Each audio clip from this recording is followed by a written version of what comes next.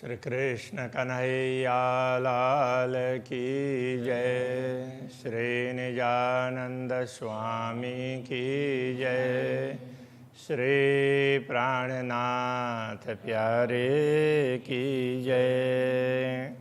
कई रंग नंगा वस्त्र भूषण के चढ़ी आकाश जोत लहरा, जो जोत नख चरण की मानो चीर निकशी नहरा।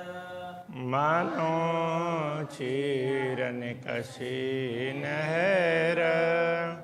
श्री कृष्ण कन्हैया लाल की।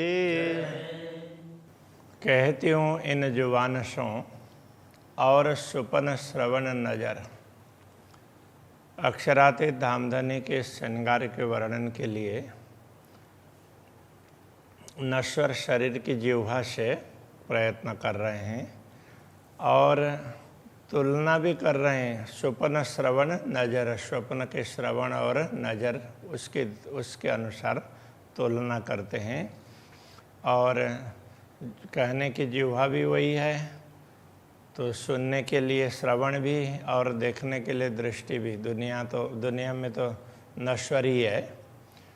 जो नज़रों सूरज ख्वाब के, सो हक सिफत पहुँचे क्यों कर। यहाँ हक़ है, वो हक होना चाहिए, कही होना चाहिए। हक सिफत पहुँचे क्यों कर। जो दृष्टि स्वप्न के सूर्य को देखती है, संसार के सूर्य को ही देखती है, तो वो पूर्ण ब्रह्म परमात्मा की महिमा को कैसे देख सकेगी।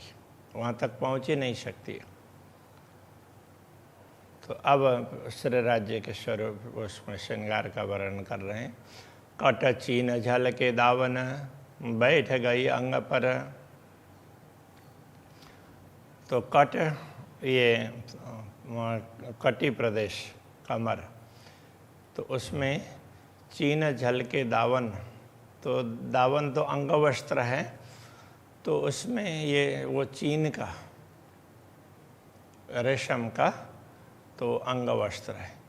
बैठ गई अंग पर, तो अंग में जैसे पूरे अंग का ही एक भाग हो, उस प्रकार से वो बैठ जाती है। अंग वस्त्र उस प्रकार से बैठते।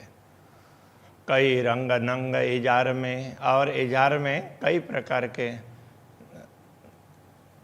रंग के रत्न हैं, लगे हुए हैं। सो आवत माए नजर, वो भी दृष्टि में आते हैं। और भूषण जो चरण के, सो अति धरता है ज्योत।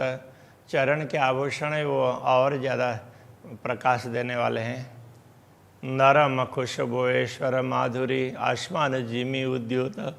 उनकी कोमलता, सुगंध और मधुर, उनसे निकलने वाला मधुर स्वर आसमान जिमी उद्योत, आसमान जिमी को भी प्रकाशित करते हैं। तो ये उनसे वो प्रकाशित करने का तात्पर्य, तो सारे आसमान से लेकर के, भूमि से लेकर के आसमान तक वो छा जाते हैं। इस तरह से समझना पड़ेगा। पाँव तली नरम उज्ज्वल। पाँव तली, वो चरण के तली, चरण तल, तो नरम उज्ज्वल, नरम भी है और बड़े उज्ज्वल है। अब दुनिया में तो क्या है कि ये नश्वर शरीर है, तो इसके चरण हैं, तो उसमें वो कोमलता नहीं होगी, वो कठोरता रहेगी। और ये तो बहुत नरम होते हैं। लीकें एड़ी लाक लाल, तो उनसे उनकी लीकें, वो रेखाएं, एड़ी और वो लाक गहरापन है, तो उन सब में लालिमा है। एरुआ आशिक से क्यों छूट ही। तो ये अनुरागिनी आत्मा से ये चरण कैसे छूट सकते हैं। एक कदम नूर जमाल है, ये कदम तो अक्षरातीत पूर्ण ब्रह्म परमात्मा के हैं। तली हथेली हाथ पाँव की, लाल अति उज्ज्वल। तो हथेली और हाथ की हथेली और पाँव की तली, ये दोनों ही लाल अति उज्ज्वल। लाल हैं किंतु ऐसे लाल नहीं है, ये उज्जवल लाल है, सफ़ेदी बना भी इसमें है, तो उस प्रकार का लाल है।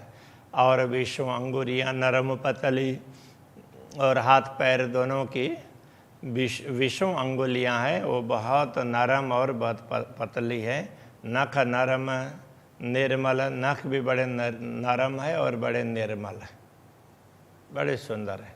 कांडे कोमल, हाथ पाँव के, तो ये कांडे का ये मणिबंध का भाग है हाथ में, और उसी तरह से पैर का भी वो भाग है, तो वो भी बड़े कोमल हैं। फने पिंडी अंग माफक, तो फना तो ये चरण के ऊपर का भाग है, और ऐसे हाथ का भी। और पिंडी तो ये पिंडुला बोलते हैं ना, तो वो, और इस तरह से हाथ का भी ये भाग है, तो ये भी अंग माफक का जैसे शरीर है उसी प्रकार से तो उनकी शोभा है। उज्ज्वल अति शोभा लिए, ये सब उज्ज्वल शोभा धारण करते हैं। ये सूरत शोभा नितहक, तो ये शोभा है अक्षरातीत पूर्ण ब्रह्म परमात्मा के स्वरूप की है, ये नित्य शोभा है उनकी। रंग रस इंद्रिय नवतन, तो रंग रस इंद्रियां ये सब नवतन, बड़ी ही नूतन। चढ़ता अंग नवतन, तो जैसे वो उसको नया कहने का तात्पर्य क्या है कि नया नया वो सामर्थ्य उनका बढ़ता रहता है और सुंदरता उनकी बढ़ती रहती है, इसलिए गुण अंग इंद्रियां जो भी है तो सब, तो गुण अंग इंद्रियां कहने से तो लौकिक होती है, ये अंग इंद्रियां। तेज ज्योत शोभा नवतन, उनकी तेज है, उनका तेज है, उनकी ज्योति है, तो वो शोभा है, वो सब उनमें नित्य नूतनता दिखाई देती है। नवतन चढ़ता यौवन, उनका यौवन है वो भी नित्य बढ़ रहा हो ऐसा दिखाई देता है। छव भव मुख सनकुल, तो छवि बड़ी सुंदर, तो किसकी मुखमंडल की छवि बड़ी सुंदर, बड़ी अच्छी लगती है। चढ़ती कला दिखाए, और उसमें तो नित्य कलाएं चढ़ रही हो, उज्ज्वलता बढ़ रही हो, ऐसा लगता है। कायम अंग अरस के, सब चढ़ता नजरों आए। कायम अंग अरस के, ये परमधाम के अंग हैं, ये तो नित्य हैं, इसलिए सब चढ़ता नजरों आए, सारे नज़रों में चढ़ रहे हैं। कहने का तात्पर्य दिखाई दे रहे हैं, तो जितना देखते हैं उतना आनंद आता है। ये अंग सब अरस के, ये सब परमधाम के अंग है। अरस वस्त्र भूषण, वस्त्र हो आभूषण, ये सब परमधाम के हैं। अरस जरे जवेर को सिफत न पहुँचे शुकन्ना, परमधाम के रत्नों का तो एक छोटे सा कण हो ना, तो उसका भी, उसकी महिमा भी दुनिया के शब्दों से बताई नहीं जा सकती है। तो ये तो पूर्ण ब्रह्म परमात्मा का स्वरूप है, उसको बताया नहीं जा सकता। सब अंग इश्क के, गुण अंग इंद्र इश्क, अंग प्रत्यंग वो प्रेम के होते हैं, उनसे सबसे प्रेम टपकता है। गुण अंग इंद्रिय इश्क, तो गुण अंग इंद्रियां सारे वो प्रेम से भरे हुए हैं। शब्द न पहुँचे सिफत, तो उनकी महिमा के लिए दुनिया के शब्द है वहाँ तक पहुँच नहीं पाते हैं। इन विध हक सूरता, ऐसा पूर्ण ब्रह्म परमात्मा का स्वरूप है। तो ये हमेशा ध्यान रखने की बात है कि वो कितना भी वर्णन करें फिर भी वो पूरा वर्णन नहीं हो सकता है, ऐसा सुंदर स्वरूप है।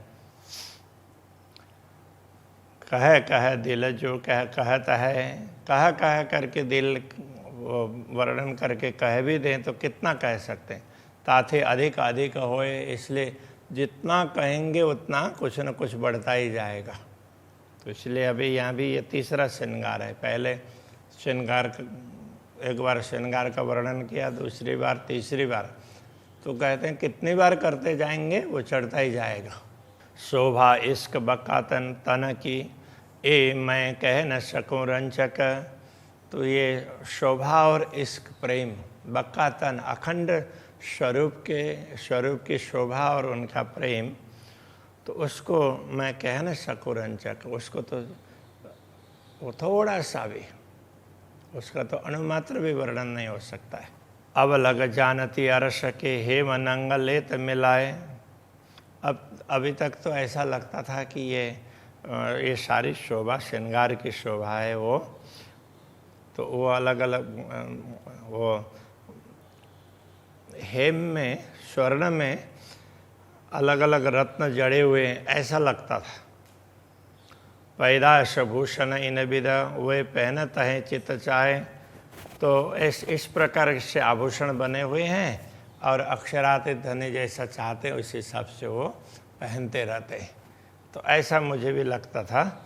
एक अले दूजा मिलावई, एक को लेकर के दूसरे को उसमें मिश्रण करना, तब तो घटबड़ होए। उसमें तो कम भी हो सकता है, ज़्यादा भी हो सकता है ना, कम ज़्यादा उसमें हो सकता है। तो सो तो अरस में है ही नहीं, परम धाम में तो ऐसा होता ही नहीं है। वाहिद अत्व में नहीं दोए, वाहिद अद्वैत भूमिका में द्वैत भाव है ही नहीं। इसलिए ये कोई भी वस्त्र आभूषण है, ये ऐसे अलग अलग वस्तुएं मिलाकर के बनाई ऐसा नहीं है। वो स्वाभाविक रूप से हैं, अक्षरात धनी जैसा चाहते हैं, जैसे उन्होंने धाम परम धाम को प्रकट किया उसी प्रकार से वस्त्र आभूषण को भी उन्होंने शरीर के अंग के अनुरूप, अंग से जुड़े हुए हों, संलग्न हो, इस प्रकार से प्रकट किया है। घड़े जड़े ना समारे, ना सांद मिलाए किन। न तो घड़ने की आवश्यकता है, न जड़ने की आवश्यकता है, न सुधारने की। संवारना का तात्पर्य सुधारना, उसकी आवश्यकता है। ना सांद मिलाई किन, ना कहीं जोड़ तोड़ किया है। दिल चाहे नंगों के असल वस्त्र या भूषण। जैसे अक्षराते धनी का दिल चाहता है उसी प्रकार से वस्त्र और आभूषण उन्हीं नंगों के उसी प्रकार से वो दिखाई देते हैं। तो अक्षराते धनी की इच्छा के अनुरूप ही सारा कार्य होता है। तो उन्होंने अपने इच्छा को ही उनका वो हुक्म कह दिया, तो उसको प्रकट करके सारी व्यवस्था करने के लिए उसी को लगा दिया है। इसलिए अक्षराते धाम धनी जैसा चाहते हैं, तो उससे पहले वो ब्रह्मात्मा को दृष्टि पड़ती, उससे पहले ही वो सब वैसे का वैसे दिखाई देता है।